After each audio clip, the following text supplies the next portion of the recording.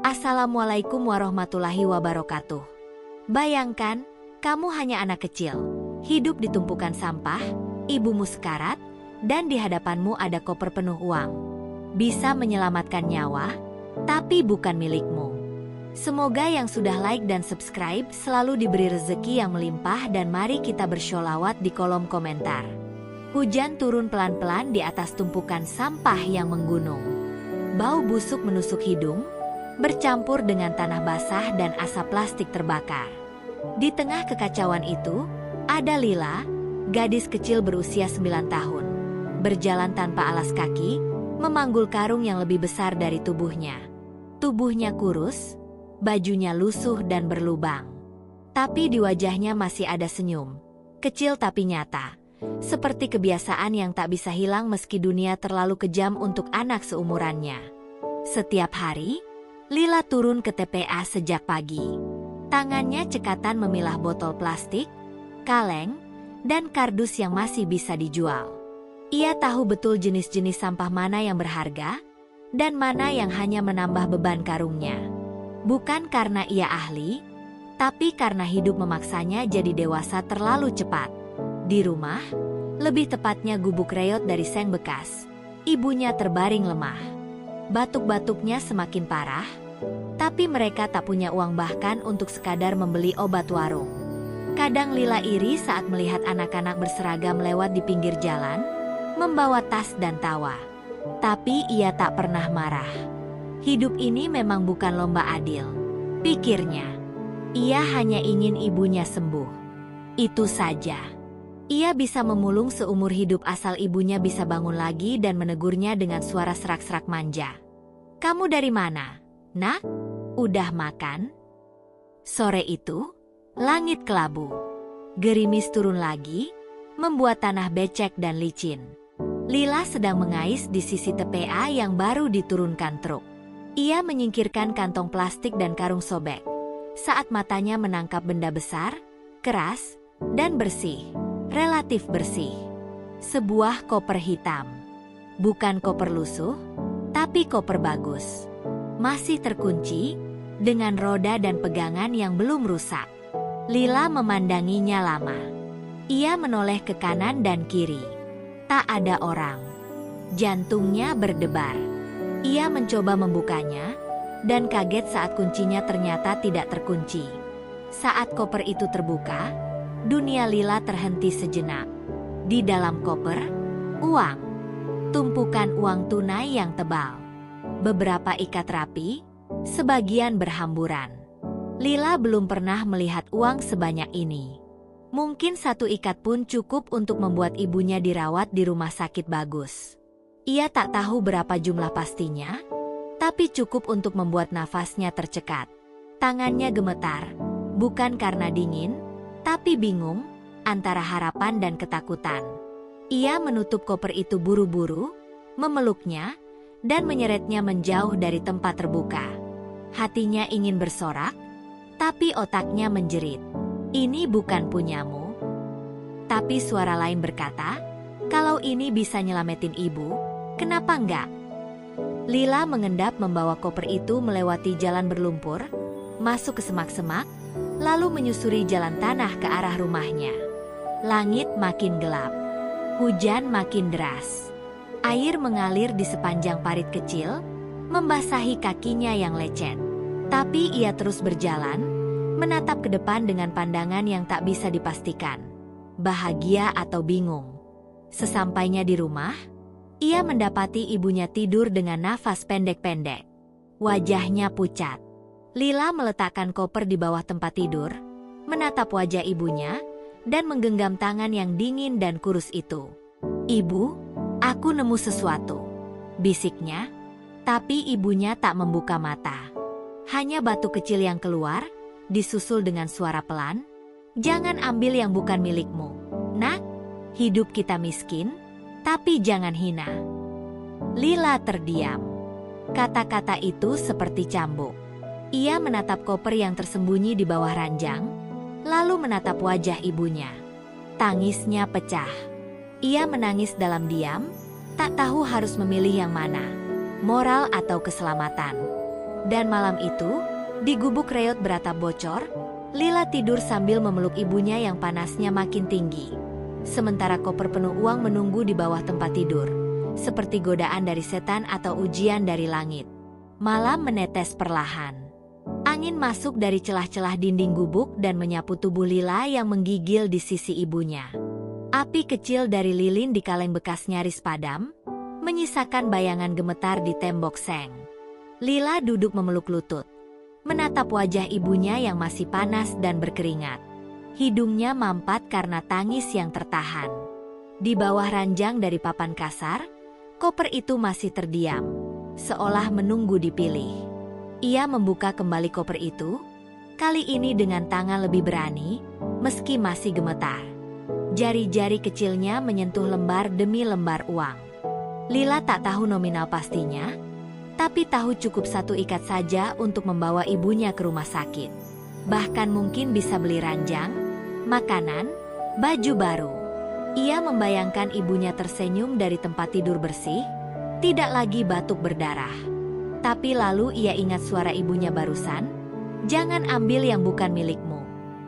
Suara itu bergema keras di dalam kepala kecilnya, mengalahkan suara hujan di luar. Hatinya terbelah dua. Akal kecilnya bertanya, kalau ini rezeki, kenapa rasanya malah seperti dosa?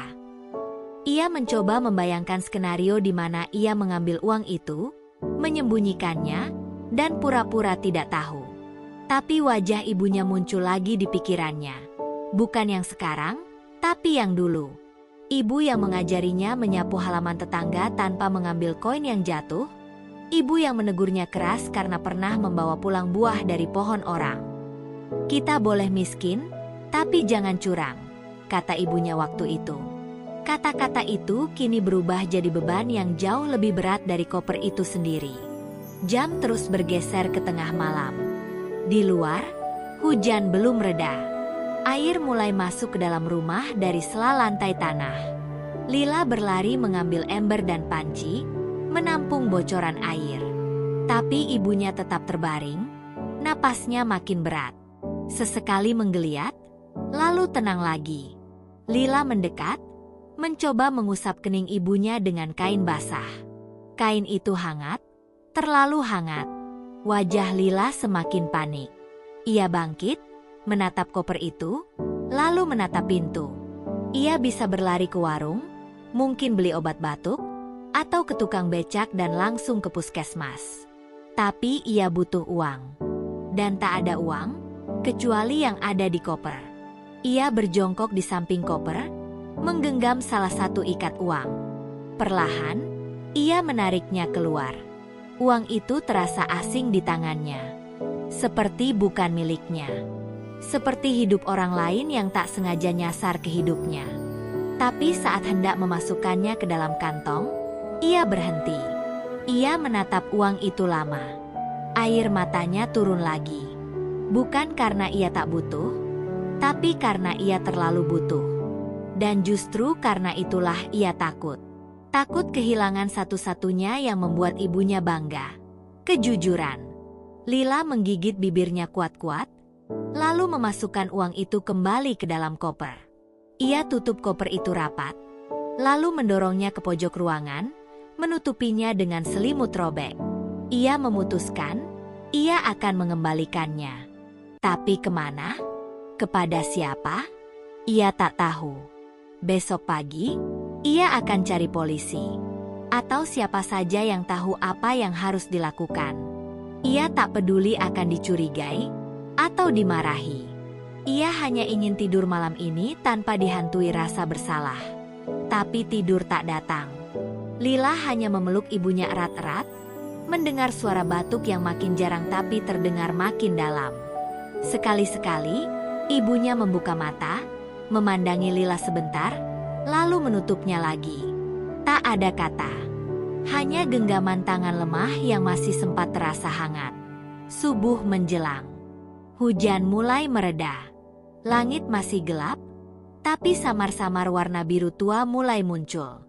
Lila belum tidur sama sekali. Ia bangkit, membasuh wajahnya, lalu menatap ibunya sekali lagi. "Ibu, Aku mau kembalikan koper itu. Ibu pasti bangga nanti, bisiknya. Ia tak tahu apakah ibunya mendengar. Tapi ia ingin percaya bahwa ibunya tahu. Lila menyalakan api kecil untuk membuat air hangat, lalu mengganti pakaian seadanya. Ia membungkus koper dengan karung dan tali rafia, lalu mengangkatnya pelan. Berat, tapi ia tetap menyeretnya keluar. Ia ingin segera mengembalikannya dan membawa pulang sesuatu yang lebih penting dari uang. Di balik pintu gubuk yang mulai terbuka itu, dunia menunggu Lila dengan mata penuh curiga. Tapi di dada gadis kecil itu, ada sesuatu yang jauh lebih kuat dari rasa takut. Keyakinan bahwa ia sedang memilih yang benar, meski rasanya pahit. Pagi itu, langit belum sepenuhnya terang ketika Lila melangkah menyusuri jalan tanah berlumpur sambil menyeret koper dengan tali rafia. Beberapa orang yang lewat memandanginya dengan heran, sebagian tertawa kecil, sisanya hanya diam dan menggeleng. Seorang anak kecil, membawa koper besar, sendirian, tanpa sepatu, dengan rambut kusut dan wajah sayu. Tapi Lila tak peduli. Kakinya sakit, pundaknya pegal, tapi hatinya yakin. Ia hanya ingin mengembalikan apa yang bukan miliknya, agar bisa kembali ke rumah dan menemani ibunya yang terbaring lemah. Ia sampai di kantor polisi kecil di pinggir kota. Pintu kayunya tua, dan di depannya ada 2 polisi sedang merokok sambil ngobrol. Saat Lila mendekat, mereka langsung melihat koper yang diseretnya. Ini anak bawa apa?" kata salah satu dari mereka, setengah bercanda. Tapi ketika Lila menjawab pelan, "Saya nemu koper ini di tempat sampah, isinya uang banyak, saya mau balikin." Candaan itu langsung menguap. Wajah kedua polisi berubah tegang. Mereka saling pandang. Salah satu buru-buru memanggil atasannya. Dalam waktu singkat, Lila sudah duduk di ruang sempit dengan kipas angin berdengung, dikelilingi 3 orang berseragam. Mereka bertanya bertubi-tubi, di mana dia temukan koper itu, siapa yang bersamanya, apa dia lihat orang mencurigakan. Lila menjawab jujur semuanya. Tapi wajah-wajah di sekelilingnya tampak tidak percaya. Ia merasa seperti pencuri, padahal ia datang membawa kejujuran. "Apa kamu nggak ambil sedikit pun dari uang ini?" tanya salah satu polisi. Lila menggeleng, tapi lelaki itu menyipitkan mata. "Anak sekecil kamu, lihat uang begini, terus bisa nahan diri?" Suaranya sinis.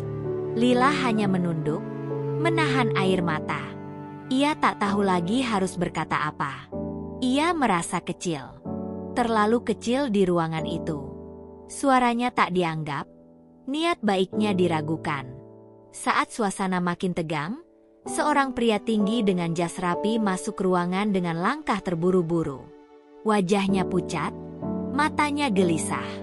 Itulah Adam, pria muda kaya pemilik koper itu.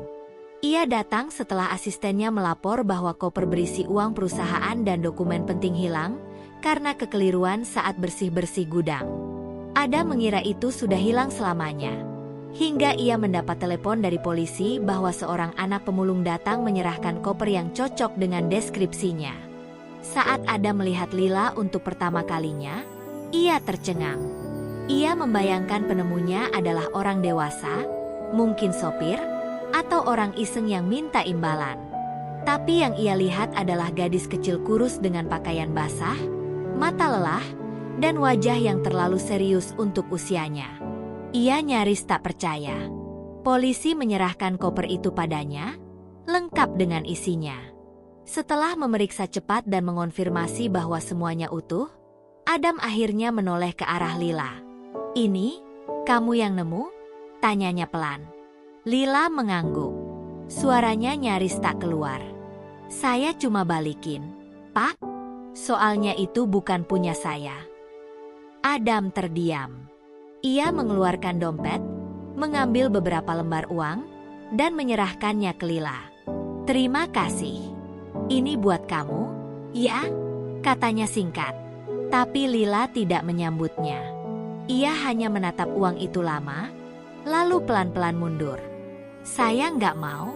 "Pak, saya cuma pengen ibu saya sembuh." Kalimat itu membuat semua yang ada di ruangan itu terdiam. Bahkan kipas angin terasa berhenti berputar. Ada menatap anak itu lebih dalam. Ada kejujuran mentah di sana. Bukan dibuat-buat. Bukan drama. Hanya seorang anak kecil yang dalam kondisi putus asa masih bisa memilih benar. Dan dalam 1 detik itu, dunia Adam runtuh sedikit. Namun, entah karena bingung atau karena terbiasa dengan transaksi cepat, Adam tidak berkata apa-apa lagi. Ia hanya mengangguk singkat, menerima koper, dan pergi. Polisi pun membiarkan Lila pulang, tanpa pelukan, tanpa ucapan terima kasih yang tulus. Hanya tatapan heran dan sunyi. Lila keluar dari kantor itu dengan langkah lesu. Badannya terasa lebih ringan karena koper itu sudah tak ada. Tapi hatinya justru lebih berat. Ia mengembalikan sesuatu yang bisa menyelamatkan ibunya. Dan sekarang, ia pulang dengan tangan kosong. Hanya membawa napas dan harapan yang menipis. Ia tak tahu bahwa hari itu akan jadi hari terakhir ia melihat wajah ibunya yang hangat. Tapi di matanya, tak ada penyesalan. Ia sudah memilih jalan yang benar. Meski dunia menolak melihatnya sebagai manusia penuh. Langkah Lila terasa lebih berat dari sebelumnya. Koper itu memang sudah tak lagi bersamanya. Tapi seolah ada beban tak kasat mata yang mengikat kakinya. Beban dari pilihan yang benar, namun terasa begitu menyakitkan. Langit siang tampak pucat, seolah ikut menyerap warna dari hatinya. Ia menapaki jalan setapak penuh lumpur menuju gubuknya, dengan harapan yang menggantung tipis. Semoga ibu belum tidur. Semoga masih bisa tersenyum.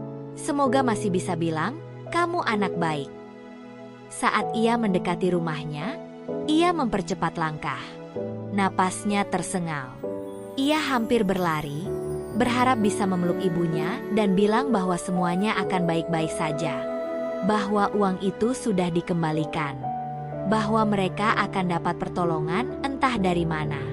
Tapi begitu pintu gubuk itu terbuka, dunia Lila berhenti. Sunyi. Tak ada suara batuk. Tak ada napas. Tak ada detak. Ibunya terbaring diam di atas kasur. Mata tertutup. Tangan terlipat di atas dada. Selimut kumal menyelimuti tubuhnya. Dan yang paling menghancurkan, wajahnya tenang. Terlalu tenang. Seperti sudah lepas dari semua rasa sakit. Lila berdiri mematung di ambang pintu. Dunia sekitarnya perlahan menghilang. Tak ada suara ayam, tak ada suara angin. Hanya ada satu hal. Kenyataan bahwa ia terlambat. Ia berjalan perlahan mendekat. Kakinya bergetar. Ia menyentuh pipi ibunya yang dingin. "Ibu," bisiknya, nyaris tak terdengar. "Bu, aku udah balikin kopernya. Aku nggak ambil apa-apa. Aku nurut." "Bu," tapi tubuh itu tak memberi jawaban. Tak ada senyuman, tak ada pelukan. Hanya keheningan. Dan disitulah tangis Lila akhirnya pecah. Ia memeluk tubuh ibunya erat-erat, mengguncangnya pelan, berharap masih ada napas yang tersisa. Tapi tidak ada. Tangisnya tak histeris. Justru sebaliknya, tangisnya sunyi. Tangis anak kecil yang kelelahan. Tangis yang tidak meledak, tapi menyayat. Ia menunduk, menangis di dada ibunya, sambil terus menggumam. "Maaf, Bu, maaf, Bu," berulang-ulang. Tidak ada yang tahu berapa lama ia seperti itu. Mungkin sejam, mungkin lebih. Waktu terasa beku di dalam gubuk kecil itu. Seorang tetangga akhirnya masuk. Setelah curiga melihat Lila tak kunjung kembali dari kota. Perempuan tua itu berteriak memanggil orang. Tak lama kemudian beberapa warga datang, termasuk Pak RT. Mereka semua hanya bisa menggeleng pelan. "Ibunya nggak kuat," kata seseorang. "Kasihan anaknya," kata yang lain. Tapi semua itu hanya kata-kata. Tak ada yang benar-benar bisa menampung kesedihan Lila. Pemakaman dilakukan sederhana. Di kebun kecil dekat rumah. tanpa kain kafan yang layak, tanpa nisan yang bagus. Lila berdiri sendirian saat tanah ditimbun, menggenggam batu kecil yang ia ambil sebagai kenang-kenangan. Ia menatap tanah itu dalam diam, seolah masih menunggu ibunya bangun dan berkata, "Sudah sore, Nak, ayo pulang." Malam itu, gubuk itu terasa lebih kosong dari biasanya. Tak ada suara, tak ada gerakan. Lila duduk di pojok ruangan, memeluk lutut, memandang selimut yang biasa dipakai ibunya. Di sebelahnya, amplop yang ditawarkan Adam masih utuh. Ia tak pernah menerimanya. Dan kini ia duduk di antara dua kehilangan. Kehilangan ibunya, dan kehilangan kesempatan untuk menolongnya. Tapi yang paling menyakitkan bukan kemiskinan. Bukan kehilangan. Bukan kelaparan. Yang paling menyakitkan bagi Lila adalah kenyataan bahwa kebaikan tak selalu membawa hasil. Bahwa pilihan yang benar pun bisa berakhir pahit. Ia sudah melakukan apa yang ibunya ajarkan. Jujur, tulus, tidak tamak. Tapi tetap saja, ia harus melihat orang yang paling ia cintai pergi. Langit malam itu bersih. Bintang-bintang terlihat. Dan Lila menatapnya lama dari celah atap yang bocor. "Ibu udah di sana ya?" bisiknya. Ia membayangkan ibunya tertawa dari langit, duduk di tempat yang bersih dan hangat. Tempat yang tidak bau sampah. Tempat di mana orang jujur bisa hidup tenang. Dalam diamnya, Lila memutuskan sesuatu. Besok ia akan pergi. Meninggalkan TPA, meninggalkan gubuk, meninggalkan tempat yang terlalu banyak kenangan. Ia tidak tahu kemana. Tapi ia tahu satu hal. Ia harus hidup. Ia harus terus berjalan. Agar suatu hari nanti, ia bisa berdiri di depan dunia dan berkata, "Saya pernah kehilangan segalanya, tapi saya tetap memilih jadi baik." Dan malam itu, untuk pertama kalinya, Lila tidur sendirian. Di bawah atap bocor, di antara tikar dingin, dengan pelukan dari kenangan dan janji yang ia ikat di dalam hati. Di lantai tertinggi kantor megah miliknya, Adam berdiri di depan jendela kaca lebar, menatap kota yang dipenuhi lampu. Tangannya memegang secangkir kopi yang sudah dingin sejak sejam lalu. Di balik bayangan kaca, ia melihat pantulan dirinya. Rapi, bersih, sukses. Tapi entah kenapa, wajah itu tampak kosong. Sejak kepulangan dari kantor polisi 3 hari lalu, ada sesuatu yang mengganggunya. Bukan soal koper, bukan soal uang. Tapi soal anak kecil itu, Lila, dan kalimatnya yang menampar. "Saya cuma pengen ibu saya sembuh." Adam sudah terbiasa menghadapi orang yang minta imbalan. Dunia bisnisnya penuh dengan negosiasi, pamrih, dan transaksi. Tapi gadis kecil itu tak minta apa-apa. Tak menuntut. Tak memohon. Ia datang dengan membawa sesuatu yang bisa ia sembunyikan, lalu pergi dengan tangan kosong. Dan itu mengusik Adam dengan cara yang tak bisa ia jelaskan. Ia merasa kalah. Kalah sebagai manusia. Malam itu, ia memanggil asistennya. Cari tahu siapa nama anak itu. Tempat tinggalnya. Ibunya. Semuanya. Nada suaranya tegas, tapi suaranya terdengar seperti orang yang sedang menebus dosa. Asistennya sempat bingung, tapi langsung bergerak. Tak sampai sehari, informasi itu terkumpul. Nama gadis itu Lila, tinggal di pinggir TPA, ibunya sakit keras. Tapi kabar terakhir justru menghantam Adam seperti palu. Ibunya meninggal tak lama setelah Lila mengembalikan koper. Berita itu membuat Adam terduduk di ruang kerjanya. Ia menutup wajah dengan tangan. Untuk pertama kalinya dalam waktu lama, ia merasa benar-benar gagal.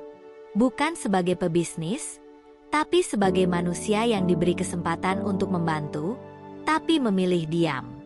Ia punya segalanya. Uang, koneksi, pengaruh. Tapi saat itu, ia tak mengulurkan tangan. Ia hanya menyerahkan beberapa lembar uang, mengira itu cukup. Sekarang ia sadar, yang dibutuhkan Lila bukan uang, tapi pertolongan. dan waktunya sudah habis. Keesokan harinya, Adam pergi sendiri ke kawasan TPA. Ia menyetir mobilnya tanpa pengawal, tanpa sopir, hanya dengan satu tujuan, menemukan Lila. Udara di sana berbeda. Bau sampah, asap, dan lumpur bercampur jadi satu. Orang-orang memandangnya dengan heran. Ia berjalan melewati gubuk demi gubuk, hingga akhirnya menemukan satu gubuk kosong dengan pintu terbuka dan lantai tanah. Di dalamnya masih ada tikar tua, selimut kumal, dan mangkuk plastik kosong di pojok ruangan. Seorang pemulung tua duduk tak jauh dari sana, mengamati Adam dengan mata curiga. Adam menghampirinya. "Permisi, anak yang tinggal di gubuk ini? Lila, dia kemana ya?" tanyanya. Pemulung itu hanya menghela napas, lalu berkata pelan, "Pergi. Sejak ibunya meninggal, dia pergi bawa tas kecil. Nggak tahu kemana. Katanya mau cari sekolah, mau jadi orang." Jawaban itu menghantam dada Adam. Ia menatap gubuk kosong itu lama, seolah bisa melihat Lila di sana, duduk memeluk ibunya, berusaha tetap kuat meski dunia begitu dingin. Ia merasa telat, terlambat menyadari bahwa di tengah hiruk-pikuk hidupnya, ada satu jiwa kecil yang memilih jujur ketika tak ada yang melihat. Dan ia, yang bisa membantu, hanya menonton dari jauh. Adam masuk ke dalam gubuk, duduk di lantai tanah, dan menatap sisa-sisa kehidupan Lila. Di sudut ruangan, ia melihat sebuah batu kecil yang diletakkan rapi di atas selembar kain. Ia tahu itu pasti semacam nisan, tanda dari Lila untuk ibunya. Tangannya menyentuh batu itu dengan pelan, dan dalam diam, ia menangis. Bukan tangis keras, tapi tangis yang muncul dari lubang tak kasat mata di hati. Tangis karena tahu, uangnya tidak berguna sedikit pun saat ia paling dibutuhkan. Koper yang ia ambil kembali kini tergeletak di kursi belakang mobilnya. Masih penuh, masih utuh, tapi nilainya hancur. Dulu ia berpikir itu aset. Sekarang, koper itu hanya simbol penyesalan, bahwa ia pernah berpikir semuanya bisa selesai dengan uang. Ia menatapnya seperti menatap luka yang tak bisa diobati. Adam pulang dengan langkah berat. Di kepalanya hanya ada satu pertanyaan. Bagaimana dunia bisa sekejam ini kepada anak sekecil itu? Tapi jawabannya justru menamparnya balik. Dunia tidak sekejam itu. Dirinyalah yang diam ketika bisa bertindak. Dirinyalah yang punya pilihan, tapi memilih tidak peduli. Sejak hari itu, Adam berubah. Ia mulai menelusuri rumah singgah, sekolah gratis, panti asuhan. Mencari Lila. Ia tidak tahu apakah akan menemukan gadis itu lagi. Tapi ia tahu, kalau suatu hari bertemu, ia tak akan datang sebagai orang yang menawarkan uang. Ia akan datang sebagai seseorang yang belajar dari anak kecil, bahwa kebaikan tidak pernah datang terlambat, selama kita masih hidup untuk melakukannya. Waktu berlalu pelan.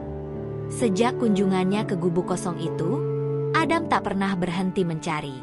Di sela kesibukannya memimpin perusahaannya yang menjulang tinggi di jantung kota, ia menyempatkan waktu mengunjungi panti-panti, sekolah informal, bahkan rumah-rumah singgah yang tersebar di pelosok. Setiap tempat yang ia datangi, ia selalu menanyakan satu nama, Lila. Tapi jawabannya selalu sama, tidak tahu, belum pernah dengar, atau ada banyak anak seperti itu. Terlalu banyak. Meski pencariannya tak membuahkan hasil, Adam tetap tak menyerah. Ia mulai menyumbang diam-diam ke lembaga pendidikan anak jalanan. Tapi uang itu tak pernah ia anggap cukup. Karena yang ia cari bukan sekadar penebusan. Ia ingin tahu bahwa Lila baik-baik saja. Bahwa kejujurannya tidak sia-sia.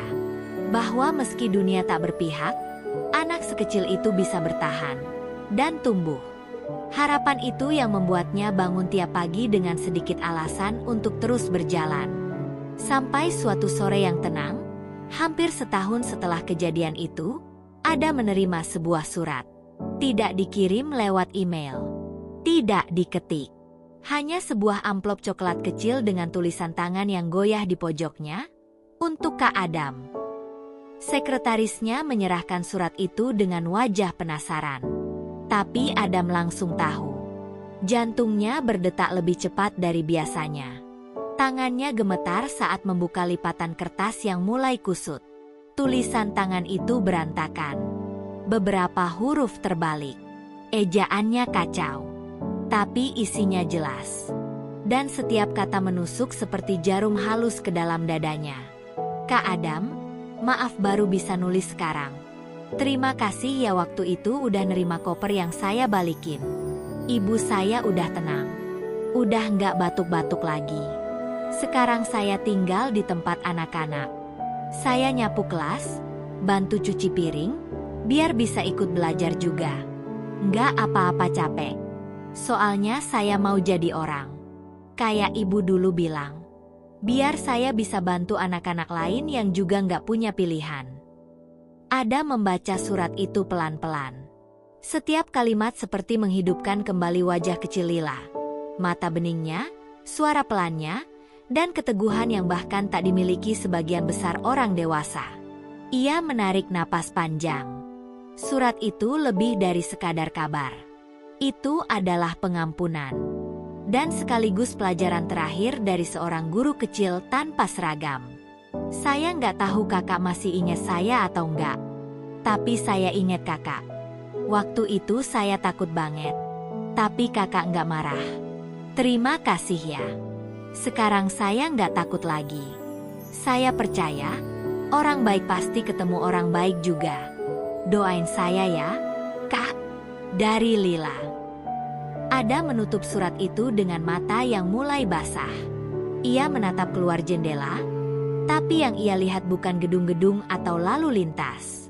Ia melihat sebuah dunia yang lebih jujur. Dunia yang sempat ia lewatkan. Dunia yang diperlihatkan oleh seorang anak yang bahkan tak tahu cara mengejak kata, kesempatan, dengan benar, tapi menghidupi maknanya jauh lebih dalam dari siapapun. Ia mengambil surat itu, membingkainya, dan meletakkannya di atas meja kerjanya. Di bawahnya, ia tempelkan sebuah catatan kecil, jangan pernah meremehkan kebaikan yang sunyi. Sejak hari itu, setiap tamu yang datang ke ruangannya bertanya soal surat itu. Dan Adam selalu menjawab dengan kalimat yang sama, itu guru pertama saya soal harga diri. Namanya Lila. Adam tahu, ia mungkin tak akan pernah bertemu Lila lagi. Tapi ia tak perlu.